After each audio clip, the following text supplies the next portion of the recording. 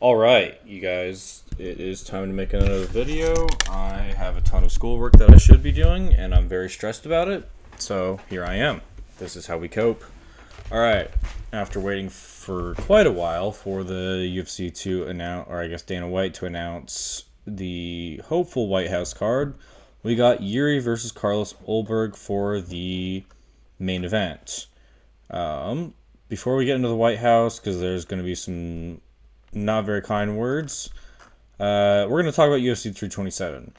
It is now very, very stacked. We have Yuri versus Ulberg, Joshua Van versus Tatsuro Taira as a co-main, which is ridiculously good. And then we have three fights that all of them are ranked. I guess besides this random that Gamrot's getting sacrificed for. And then I get okay. All right. Well, there goes my argument. Whatever. We've got ranked fights on the rest of the card. We've also got Kevin Holland. We've got Patricio Pitbull. Okay. Okay. Never mind. All right. Yeah. This isn't. I don't think this is the correct order then. The point is, we've got a ton of ranked fighters, so this card's now stacked. We've got Patricio Pitbull versus Aaron Pico. I kind of like that. It's kind of the whole, the Bellator guys. They both kind of failed in their debuts, so I think winner of this gets to stay. The loser of this is probably going to get cut, or they're going to be fighting unranked bums for the rest of their UFC stint. Got Dominic Reyes versus Johnny Walker. I love it. Azmat Mirzakhanov. Love it. Versus Paul Costa. Tatiana Suarez versus Lupi Gudenez. Tatiana Suarez is one of the better female fighters to watch, so don't have a problem with it. Kelvin Gastelum versus Vicente Luque. Like, this card now has very good fights to watch. We're going to start off with... Alright, we're going to speed run this first on just kind of early predictions. Tatiana Suarez. I'm going to go Azmat. Then we're going to go Dominic Reyes. Then we're going to go Patricio Pitbull. Randy Brown. I don't trust Kevin Holland. Curtis Blades. Tejas Gamrot. I don't know enough about these guys to pick, so, we'll do more research later. I think Manuel Torres is going to beat Beneil Dariush, which just sucks, because, guys, I promise Beneil Dariush is really, really good, but he just doesn't have the chin or the speed anymore. It's long gone, and it's just really unfortunate, but he's been sacrificed. I don't know who decided to just give Beneil Dariush just the gauntlet his whole career. Just this guy never got an easy fight ever. Even when he was on his giant win streak and he was going to get somebody in the top 5 to finally get a title shot, they gave him Charles off of losing his belt to Islam, which is not a fighter you want. They could have given him Poirier or Justin, and I guarantee you he would have won those at the time, but it's just so unfortunate. And then let's get into the bigger fights, because the title fights are more fun to watch. Joshua Van versus Tatsuro Taira. It really sucks how Pantoja is just going to get forgotten about. I think Tatsuro Taira is going to sub Joshua Van in the first or the second round. I still don't think that Joshua Van's takedown defense is that great. I know he has defended takedowns against some decent grapplers. I don't know who they are, but that's what everyone wants to tell me. But Pantoja, and especially Tatsuro Taira, I think is a much better grappler than anything that Joshua Van has faced. Granted, if Tatsuro Taira's striking defense hasn't improved, we might see a boxing clinic, but I think the second this gets to the ground, it's over. And my biggest reason for that is Brandon Royval theoretically should have both the striking to keep it on the feet and also very good grappling. He's one of the best grapplers that the flyweight division has to offer. And all right, fine. Tatsuro Taira dove into a triangle the first round. In the second round, he did not make that mistake again. He made Moreno look like a bitch on the ground. So I just think that Tetsuya Taira is going to win this. Moving on to Yuri Prohaska versus Carlos Ulberg.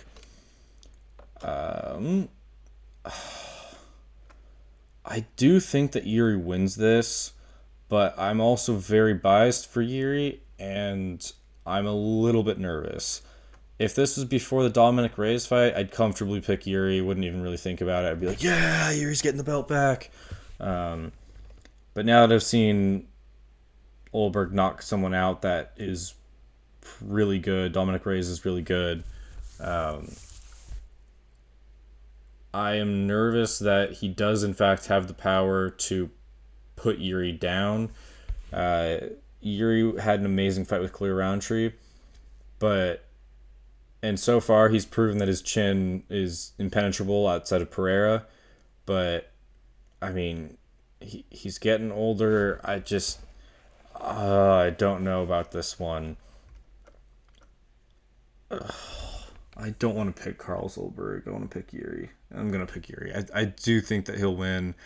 I think it's going to be kind of similar to the Khalil Roundtree fight where he's going to get hit, he's going to get hurt, but I think he's going to power through it. Kind of a classic Yuri. I think we're going to be in for a treat. And so we're going to I'm going to say this. UFC 327 is great. It's the first really, really good pay-per-view that we have. These are the two most legit title fights that we've had so far this year. They aren't the best versus the best. However, for light heavyweight, Magomed is coming off of a loss, and sure, you could kind of chuck him back into there for that undisputed title shot, but he did just get beat in a minute and a half by someone who he already beat. So I completely understand why they're not giving him a title shot. I mean, he looked terrible in that rematch with Pereira. You know, maybe he was injured, maybe not. I don't know, but I'd have zero problem with it being Ulberg and Yuri because they both deserve a shot too. Ulberg beat Jan, as much as I hate to admit it, he did. And then he defended it against Dominic. He defended his number one contender spot against Dominic Reyes in a fight that wasn't going to get him anything. And they basically told, like, that whole week they were hyping up Dominic Reyes. Hey, if you beat Ulberg, you'll get a title shot. And Ulberg completely stole the show. First round KO. You got to give him a title shot. At the very least, an interim shot. And then we have Yuri, who, despite losing twice to Pereira, has not lost to anyone else, is also a former champion, and I believe beat Jamal Hill, and then, actually I might say here,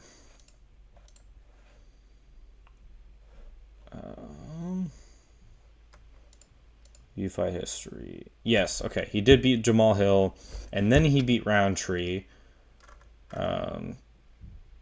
So I think he deserves it too. I think that this is perfectly justifiable. I know that this isn't the champ or the number one contender fighting for the belt.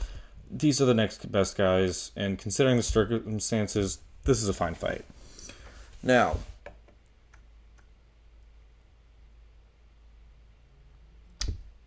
all right, yeah. Okay. Once again, just want to make sure my feelings are clear on this. UFC 327, great job, UFC. I'm very proud of you. Now, we are going to get into the White House. Obviously, with this, the likelihood that Pereira is on that White House card at heavyweight has just shot up. But I do want to say one thing. If Ilia Topuria and Justin Gaethje is not going to be on the White House card because they are scared of an American getting knocked out, then, and I'm hearing this is not necessarily from the UFC, but from U.S. officials, and so they're wanting to get political about this. Y'all are some pussy-ass bitches, alright? Honestly. You cannot be doing that. It's awful. It's not who Americans are. It's protecting Americans when they shouldn't be. Our whole thing about being American is we step up to the challenge and we beat the odds. And I know you guys have probably been wondering, why do we have these two tabs open? Normally it's just a tab on fighting. We're going to go over a little bit of history. Blockhead MMA, doing a bit of a history lesson with very reliable resources, as you can see. Wikipedia, very trustworthy. Anyways, okay. George Washington, crossing of the Delaware River. This military campaign was organized in great secrecy by Washington, who led a column of Continental troops from today's Bucks County, Pennsylvania, across the icy Delaware River to today's Mercer County, New Jersey, in what was one of the Revolutionary War's most logistically challenging and dangerous operations. Yeah, that wasn't actually that great of a summary. Okay. This was on Christmas Day. I'm smart, I can read. Nobody thought that the British never, ever, ever thought that Washington would have the balls to do this. They took Christmas off. They thought, oh man, Washington would never do anything like this. He would never cross the river. And George Washington led his army that was beat up, were starving, a whole bunch of stuff was going on. He crossed the Delaware River with them, and he put belt to ass on the greatest army at the time in the whole world. And it's one of the things that turned the tide for the Revolutionary War. Now, I will say, I'm not a whole history buff. Like, there was a whole lot of other stuff going on. But still, you can kind of get what I'm going after on this whole we are Americans. We don't back down from challenges just because the odds are so stacked against us. I know you're thinking, oh, don't make it political. Or, well, the UFC did it first, man. I just think it's such a bad idea from the administration to start intervening in sports and make us look really weak. You got to take that chance. I know it's the 250th birthday of the U.S. It would be awful if we got knocked out in the first round by Ilia Topuria. Guys, imagine how amazing it would be if on the 250th birthday, Justin Gaethje a plus 800 underdog against Ilia Topuria, and he wins. Do you know how amazing of an American story that would be? Now, we're going to get out of a war, and we're going to go to another sports comeback because, I probably should have gone with this anyways. For those of you that don't follow hockey, the United States versus Russia during the Soviet Union tensions. The Miracle on Ice is what it is called. Was an ice hockey game during the 19 Winter Olympics in New York. It was played between the hosting United States and Soviet Union on February 22nd, 1980 during the medal round of the men's ice hockey tournament. Although the Soviet Union was a 4-time defending gold medalist and heavily favored, the United States achieved an upset victory. Guys, we need another story like this. You know how awesome it would be if Justin Gaethje were to upset Ilia? And quite honestly, I don't know if I would really root for him, but the chances of it happening and the scenes it could create would be so worth it. I think it's worth the risk. UFC officials, I doubt you're watching my YouTube channel. Come on, man. You can't let the noise of, odds trying to stop us, all right? We're Americans. We go against the odds. That's how it's supposed to be, okay? Don't hide us away. It's a horrible idea. It's a horrible look. Whatever you're scared of for losing, and maybe, the politics side of it, you're worried about other countries making fun of us. It looks worse to just hide away, all right? Don't be doing that.